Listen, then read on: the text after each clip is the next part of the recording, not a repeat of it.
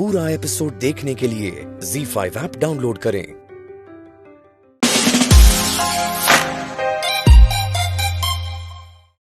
मैं वो छोरी नीलम है मम्मी जी।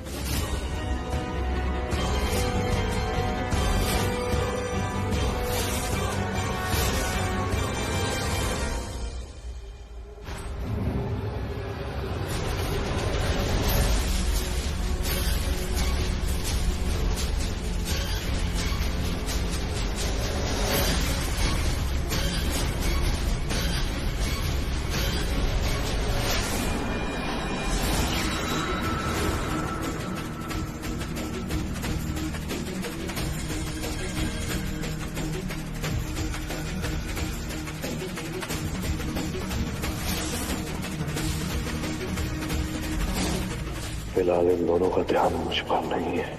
इनको चकमा देकर यहां से भागता हूं।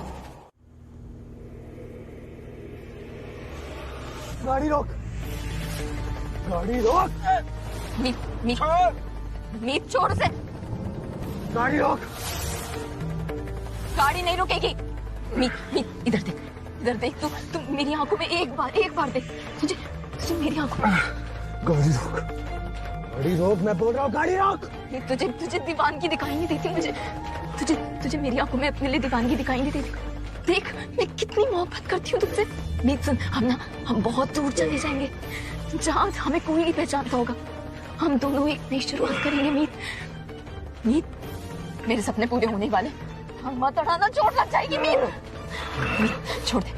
मीत कहीं नहीं जाऊंगा। गाड़ी रोक, गाड़ी रोक।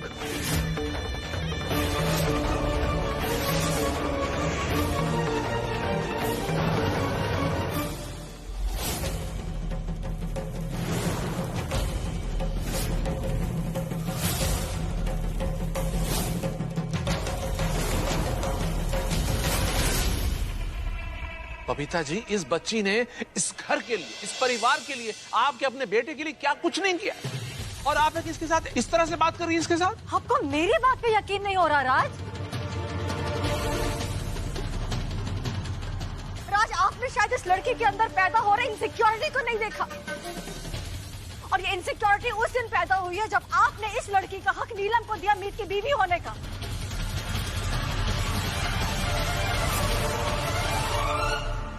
लेकिन जब नीलम प्रेग्नेंट हो गई तो इसे लगा कि मीत तो मेरे हाथ से निकल गया। तब हमारे बेटे को नीलम से छीनने के लिए ये लड़की वो दीवानी लड़की बन गई जिसके होने का इल्जाम ये हमारे घर की बहू नीलम पर लगा रही है।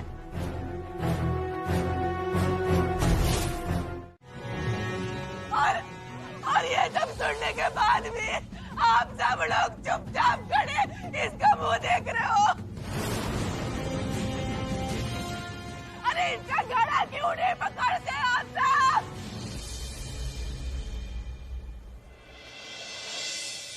हमारी बेटी के लिए ना सही, अपने बेटे के लिए तो पकड़ो।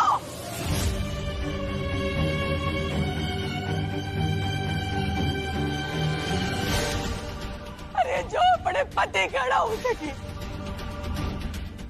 अपने पति को जिसने किडनैप कर लिया वो मेरी बेटी के साथ क्या करेगी?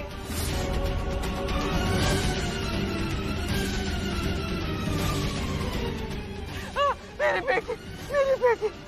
बेटी यहाँ पे मेरे को सुरक्षित है।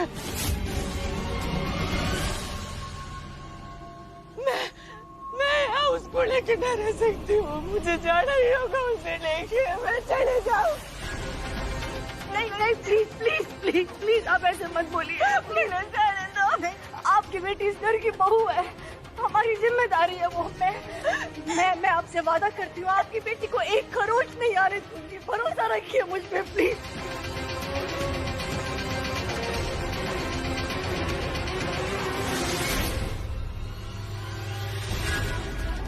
आखिरी बार पूछ रही हूँ, कहाँ है मेरा बेटा?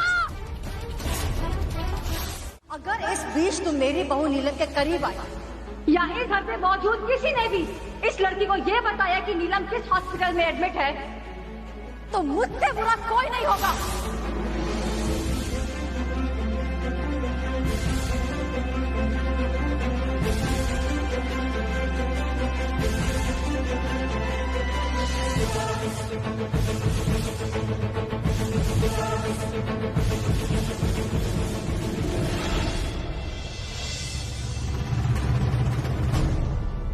24 घंटे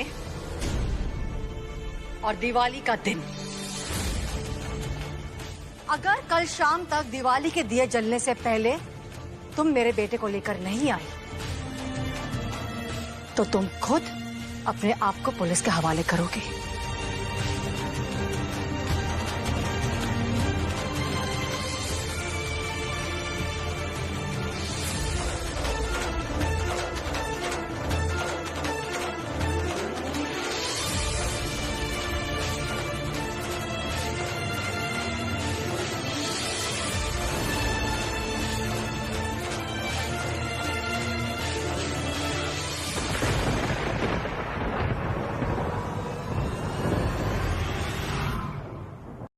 हमारे घर के राम को वापस भेज दीजिए, हमारे बेटे को वापस भेज दीजिए।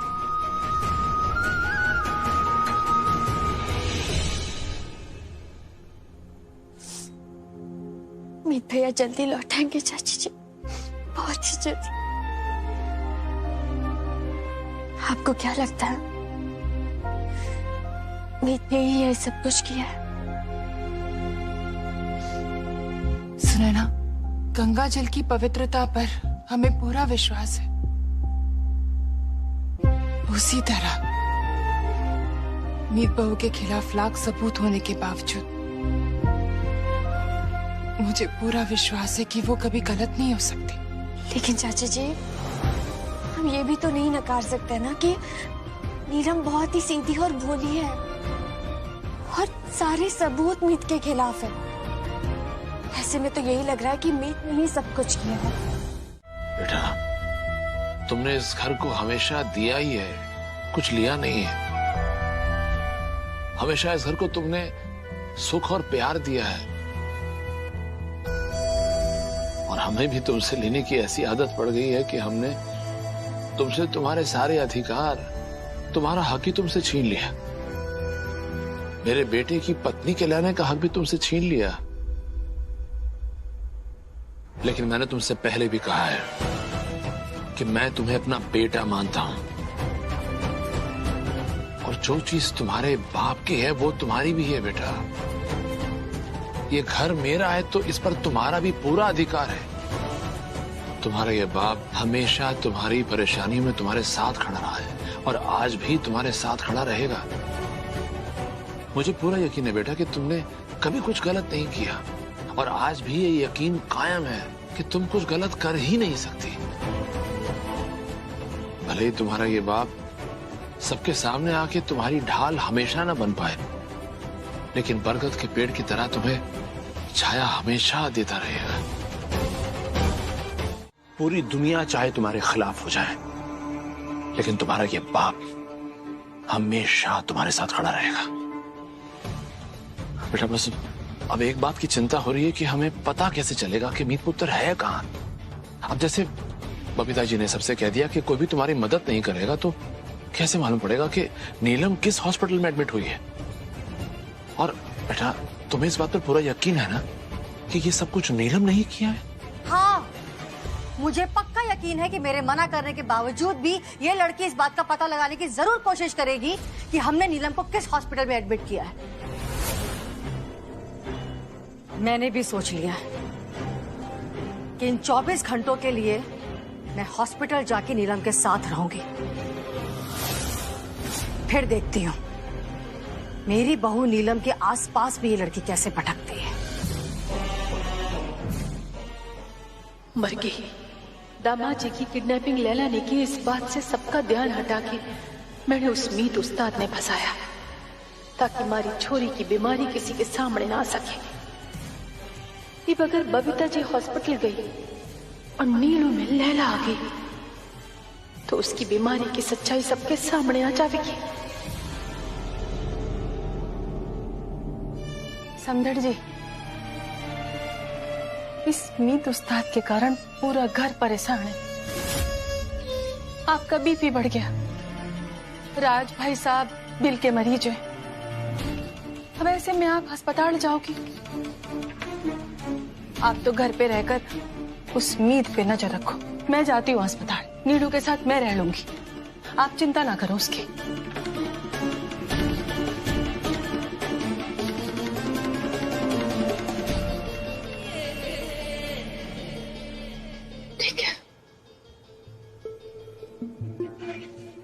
पापा जी मैंने पूरा भरोसा है कि ये सारा किया धरा नीलम का ही है, और वो किस हॉस्पिटल में है वो जानने का भी एक प्लान है मेरे पास, पर मैंने उसके लिए आपकी मदद लगेगी। हाँ बेटा, मैं तुम्हारे साथ हूँ। तुम बोलो क्या करना है, मैं कुछ भी करूंगा। खेल नहीं खेल रही हो तो कहाँ है मेरा बेटा?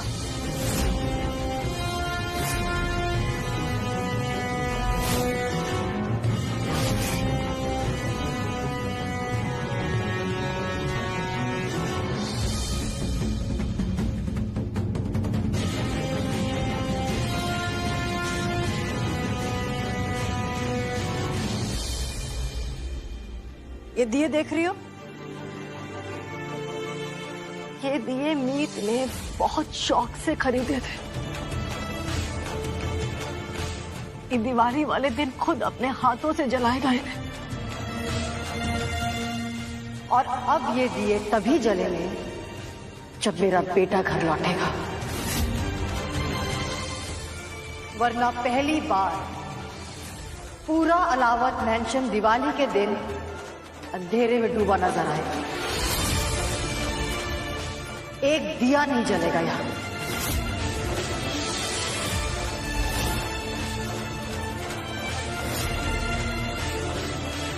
और इस अंधेरे और मायूसी की वजह होगी तुम, सिर्फ तुम।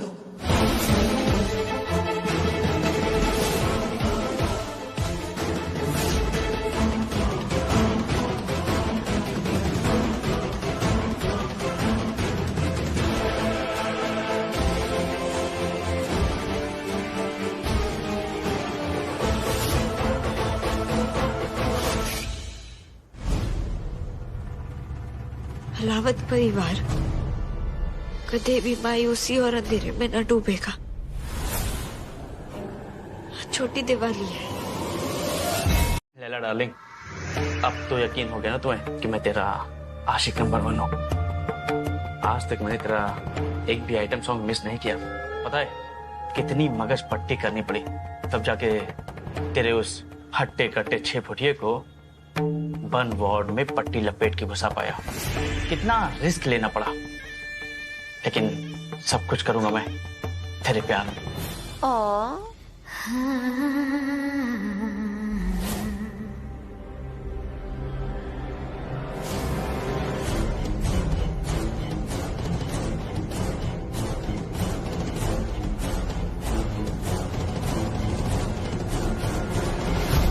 सुन, तो कहता है ना तू मेरा सबसे बड़ा आशिक है, मुझसे इश्क करता है, इसलिए ये रिस्क लिया। और मेरी जान लैला पे मरने वाले ना खुशी खुशी अपनी जान दे देते और उफ भी नहीं करते। फिर तूने तो लैला के लिए सिर्फ एक काम करा है, देख ले जैसे जैसे काम बड़ा होता जाएगा इनाम भी बढ़ता जाएगा।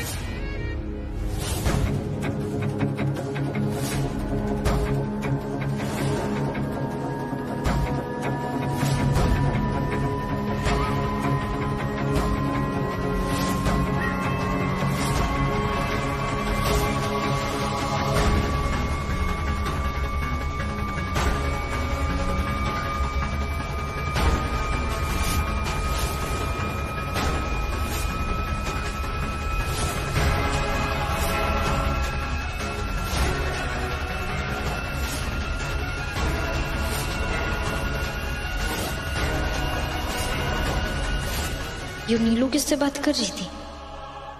जो इंजेक्शन मंगवाया था लाया?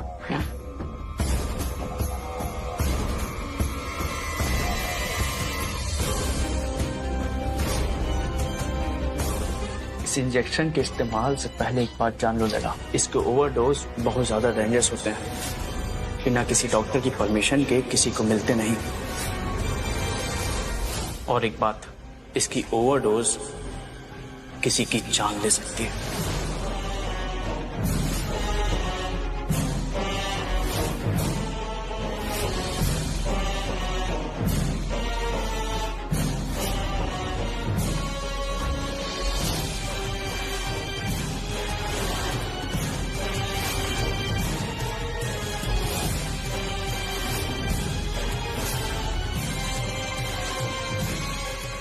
हेलो।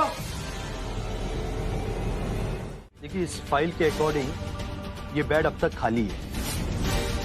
ये फाइल पे लिखा हुआ है कि 4 नंबर बेड पे कोई पेशेंट नहीं। हमारे यहाँ सिर्फ 5 पेशेंट। पर मैंने अच्छी तरीके से याद है, इस बेड पर पेशेंट था 6वां पेशेंट। देखिए मैडम, हर पेशेंट का हमारे पास रिकॉर्ड होता है। ये बेड खाली ही है।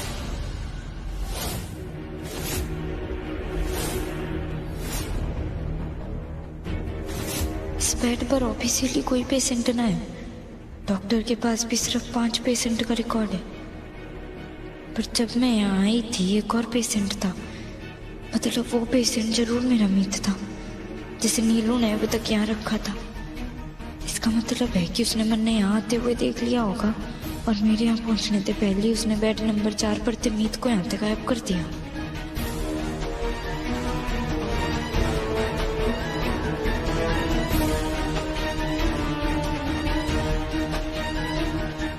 हमारी बेटी से पूछताछ करने वाली तुझे बबीता जी ने मना किया था ना कि तू हमारी बेटी के इर्द गिर्द भी ना भटकेगी और ना अस्पताल आएगी। फिर तू यहाँ क्या कर रही है? कितना दिया तुझे यहाँ का पता?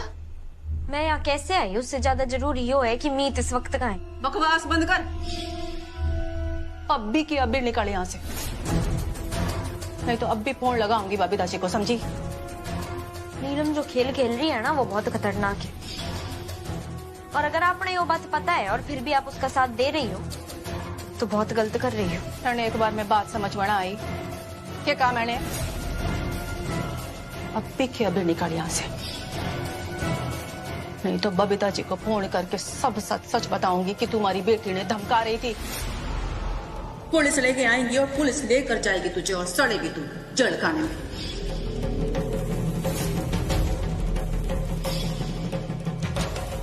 नहीं समझ में आया? रुक।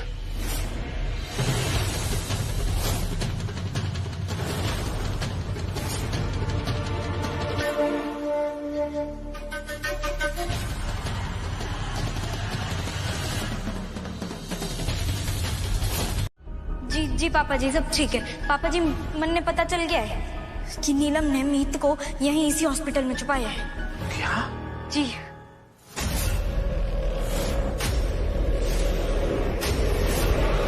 पापा जी, मन ने पता चल गया है कि नीलम ने मीत को यहीं इसी हॉस्पिटल में छुपाया है। क्या?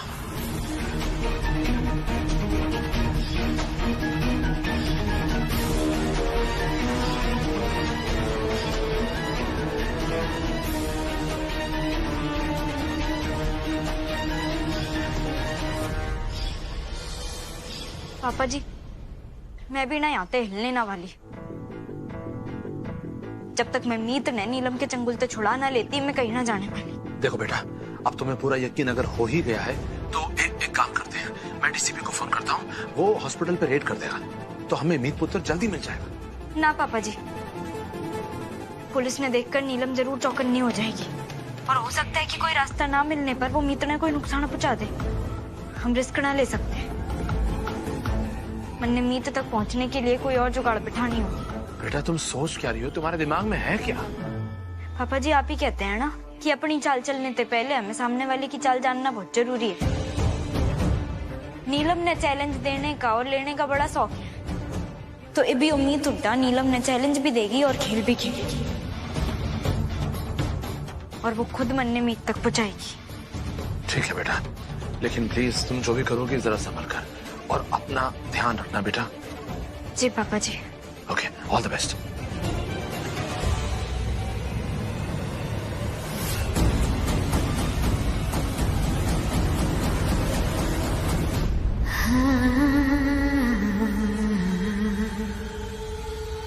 तेरे जैसी डरपोक छोरी ना मैंने देखी ना है।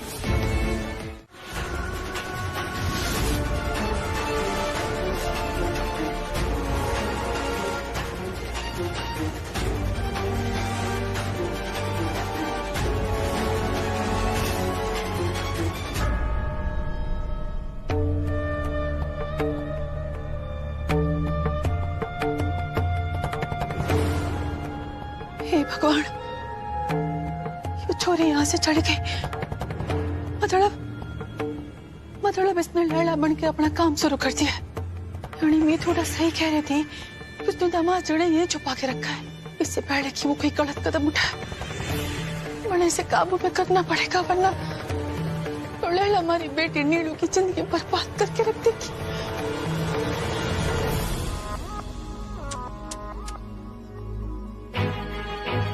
मैंने सोचा था लैला को जो चैलेंज करेगी ना, थोड़ी अक्लमंद और चालाक तो होगी, एकदम पटाखा फटे तो कम से कम धमाका तो बजे।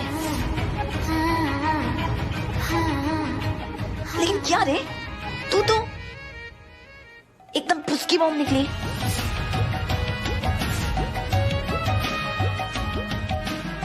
मोहब्बत में मरना तो हारे हुए लोगों का काम है, जीत तो उसकी है जो सामने वाले इंसान को मार के अपना प्यार पाले।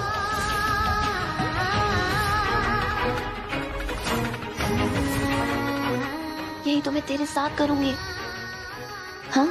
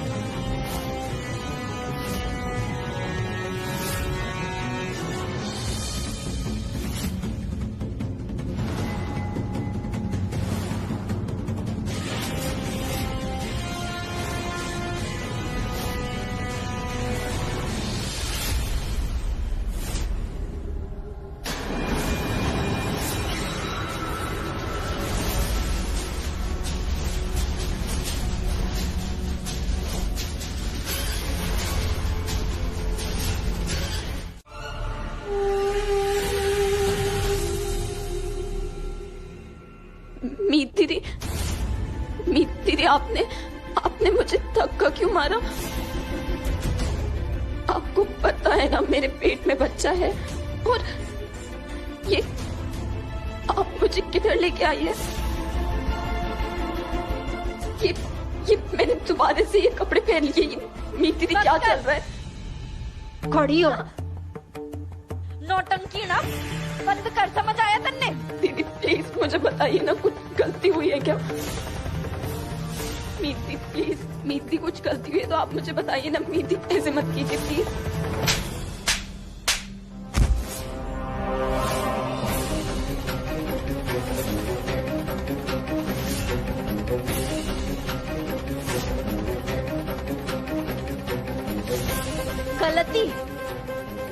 गलती तेरे तेड़ा हुई है, गलती हमसे हुई है जो हमने तेरे जैसी छोरी पर भरोसा किया। तन्ने मासूम समझा हमने, तेरे जैसी चालबाज छोरी पर तरस खाया हमने।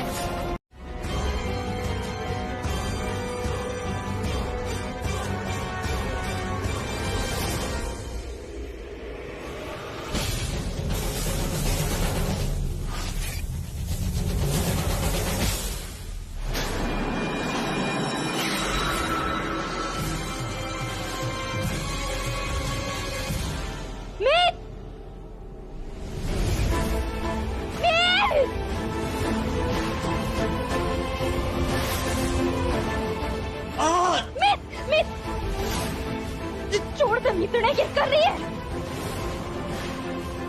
बड़ा करने से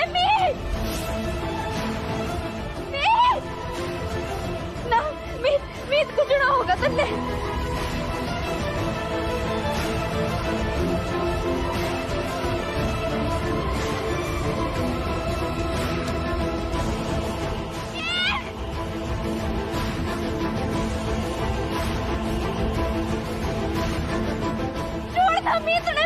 मैं तेरी जान ले लूंगी, बता रही हूँ, छोड़ो तने।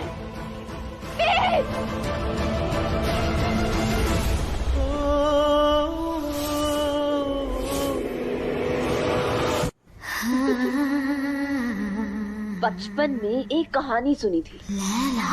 एक राजकुमारी थी जिसकी जान तोते में कैद थी। देख, वही कहानी आज तेरे सामने है। तू वो राजकुमारी और तेरे तोते की गर्दन इस शिकारी के हाथ में।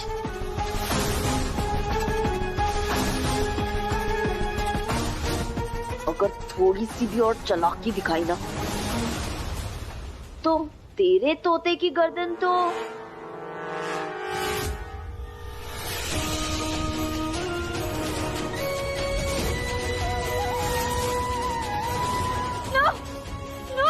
छोड़ दे प्लीज।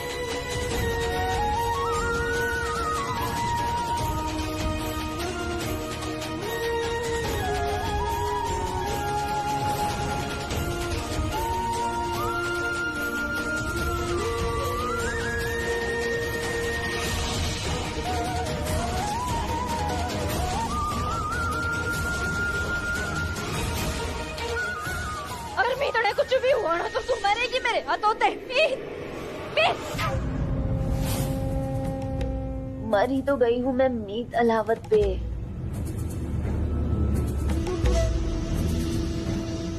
अगर थोड़ी सी भी होशियारी दिखाई ना, तो इस बार मीत अलावत दर्द और तकलीफ से नहीं गुजरेगा, सीधा इस दुनिया से गुजरेगा। समझी?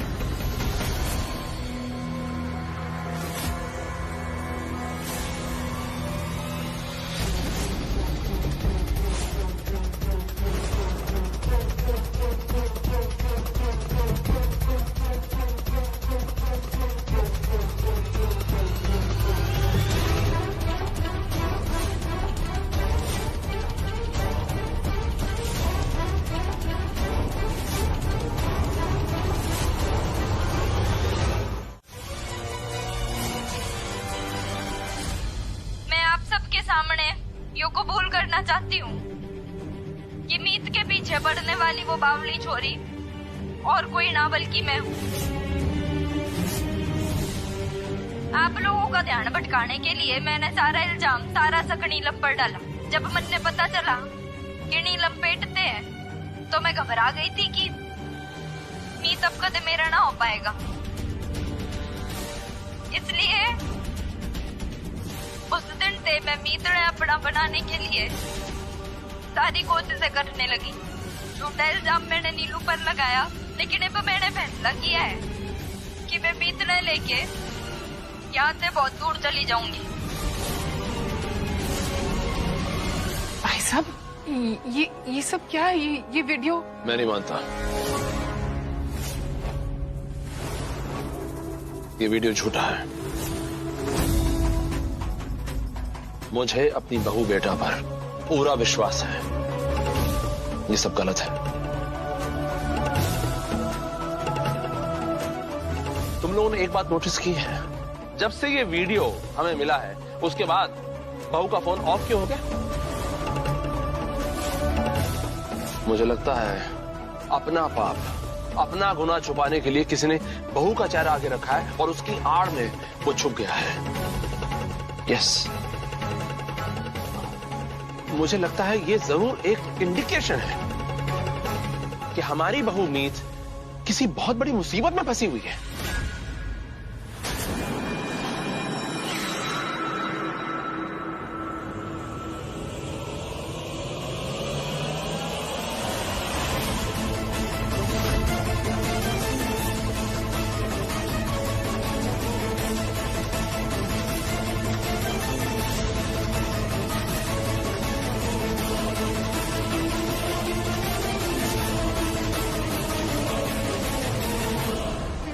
मीत हुड्डा ने अपना बन के धोखा दिया है हम सबको।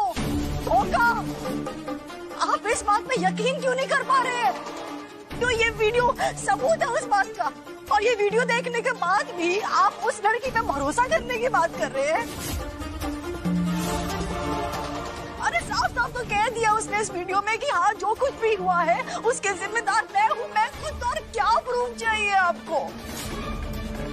और आप सब गवाह है ना, आप सब आपके सामने उस लड़की ने कहा था ना कि मुझे 24 घंटे की मोहलत चाहिए और 24 घंटे के अंदर वो मेरे बेटे को मेरी आंखों के सामने लाकर खड़ा करेगी, कहा था ना, और मैंने भी मोहलत दी थी ना राज। तो फिर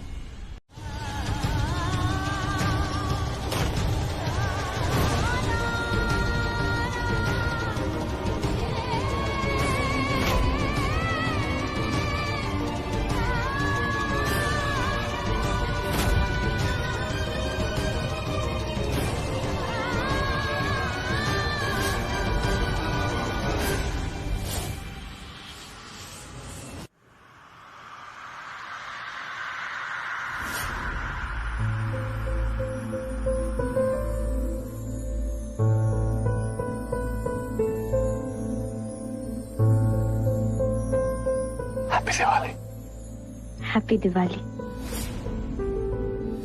तन्ने पता है क्या? हमारा प्यार ना बिल्कुल नदियों जैसा है। अच्छा, वो कैसे? दिवाली अमावस के दिन आती है और अमावस का तो दूसरा नाम ही अंधेरा होता है। हम ये दीपक जलाते हैं उस अंधकार से लड़ने के लिए, रोशनी बिखेरने के लिए। हमारी जिंदगी में अगर हमारा प्यार ना हो तो हमारी जिंदगी में भी अंधेरा ही होगा ना। यो प्यार है, साथ है, इसलिए हमारी जिंदगी रोशन है। जो यो साथ छूटा या प्यार टूटा ना तो हमारी जिंदगी में भी सिर्फ अंधेरा ही बचेगा। इसलिए ना आज तू मेरे तक वादा कर। ठीक है। खुशी में, गम में, जिंदगी तड़पती धूप जैसी मुश्किल हो, जिंदगी तपती धूप जैसी मुश्किल हो, या ठंडी जमीन जैसी सुकून भरी, या ठंडी जमीन जैसी सुख भरी। होठों पर मुस्कुराहट बिखरे, होठों पर मुस्कुराहट बिखरी हो, या दिल में आंसुओं की बारिश हो, या दिल में आंसुओं की बारिश हो रही हो। जिंदगी की मिली हुई ठोकरों में, जिंदगी की दी हुई सारी ठोकरों में हमने अब तक एक दूसरे का साथ दिया है और हमेशा ऐसे एक दूसरे का हाथ थाम के जिंदगी पर आगे बढ़ेंगे। हम दोनों अपने प्यार में हमेशा अपनी ताकत बनाएंगे, न कभी खुद अंधेरों में खोएंगे, न एक दूसरे ने खोने देंगे। और हमें ना दुनिया की कोई ताकत अलग ही ना कर सकती। अगर मैं मौत के दरवाजे पर भी खड़ी हुई, सुन तो ले, तो भी मैं किस्मत से लड़के तेरे पास आ जाऊंगी, वादा।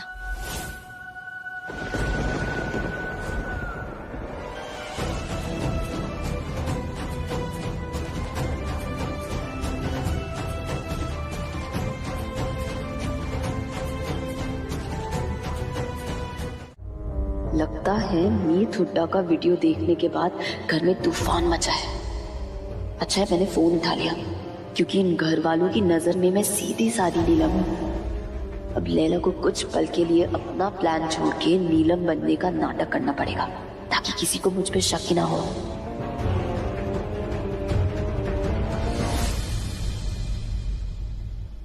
अरे कहाँ थी, कब से फोन लगा रही हूँ? अम्मा वो मुझे अंदर चेकअप के लिए ले गए थे, वहाँ फोन ही नहीं ले जाने दे रहे थे।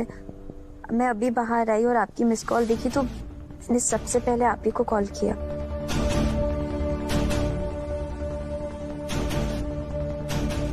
देखिए डैड, बेचारी नीलम तो वहाँ हॉस्पिटल में बेड पर पड़ी है।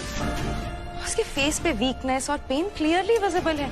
ऐसी हालत में तो वो बेचारी ठीक से खड़ी भी नहीं हो पा रही होगी। तो जो आप सजेस्ट कर रहे हैं वो ये बेचारी कैसे कर सकती है? कुछ हुआ है क्या?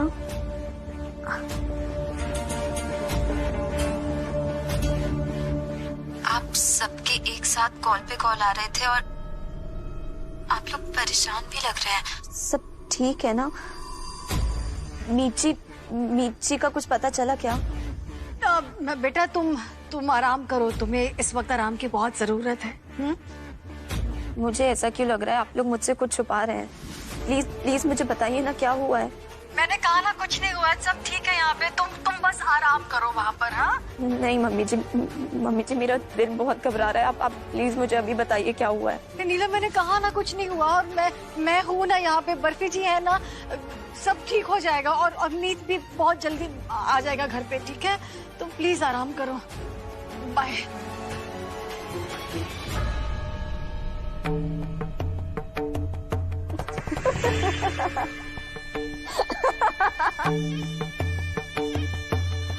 आपको अब भी नीलम पे शक है? क्या आपको अब भी लग रहा है कि मीत हुड्डा निर्दोष है? राजी, देखिए मैं मीत बहू के खिलाफ नहीं हूं, लेकिन हमें पुलिस वालों को सब कुछ सच सच बता देना चाहिए।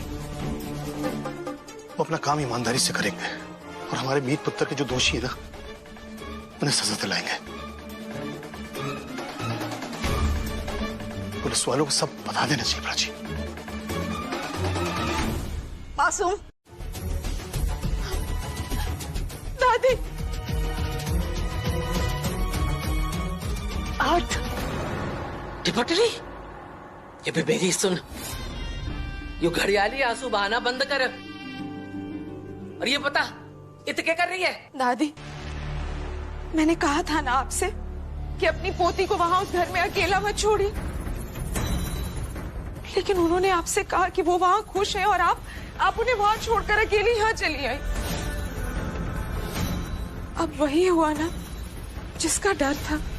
कि ये हुआ हमारी छोरी के साथ? बोल।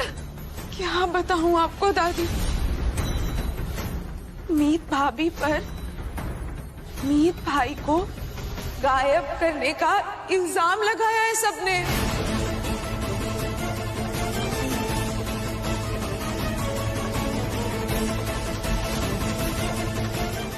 वो बेचारी डर के मारे फरार है और शहर की सारी पुलिस उनके पीछे पड़ी है।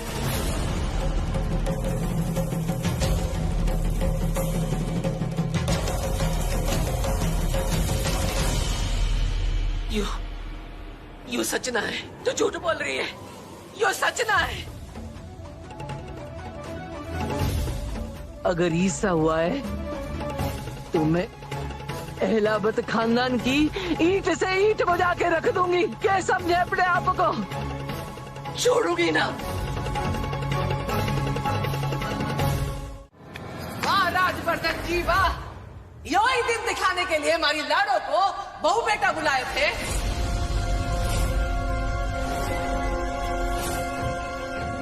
आपकी हिम्मत कैसे हुई हमारी छोरी पे गलत उंगली उठाने की? और पुलिस को बुला लिया। अम्मा जी आप शायद भूल गए, लेकिन मैं आपको याद दिला दूं। पिछली बार जाते जाते मैंने कहा था अपने कांधे का टुकड़ा छोड़ के जा रही हूँ आपके भरोसे। अगर इस पे जरा भी आंच आई ना, मोरे से बुरा कोई ना होगा। अम्मा जी अब शांत हो जाइए, आप बैठिए तो सही, हम इस बारे में बात करते हैं।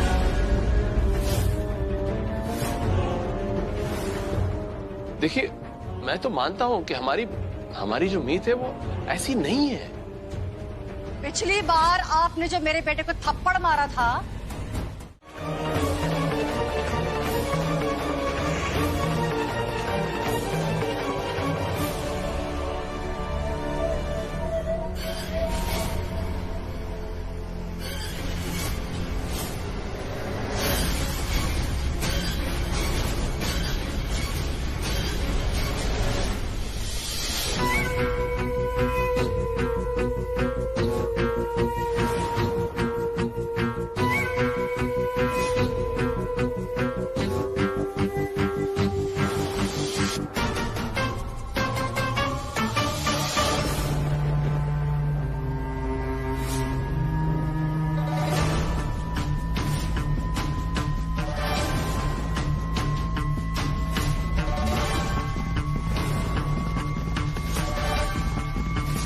इसे तो मैं जमीन में गाड़ के आई थी। ये कैसे बच गई?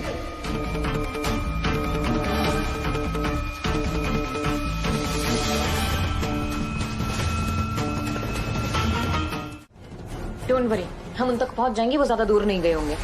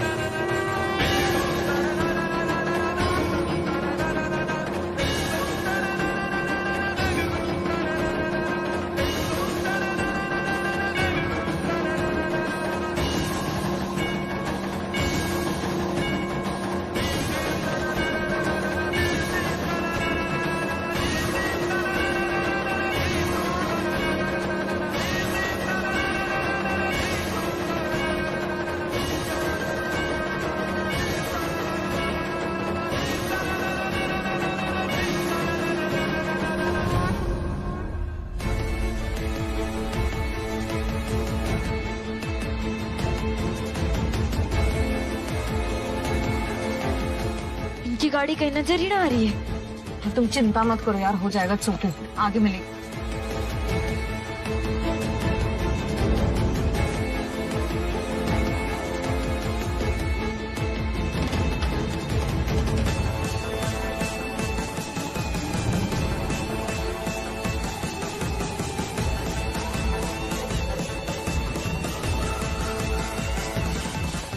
राइट राइट ले।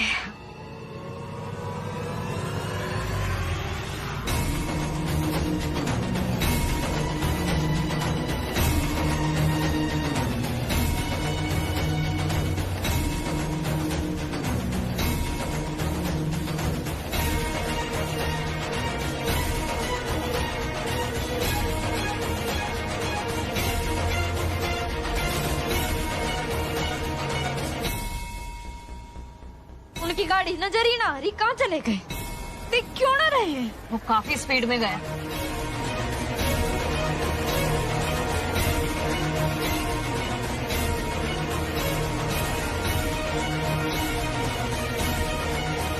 ZEE5 ऐप डाउनलोड करें और देखें सारे एपिसोड्स बिल्कुल फ्री।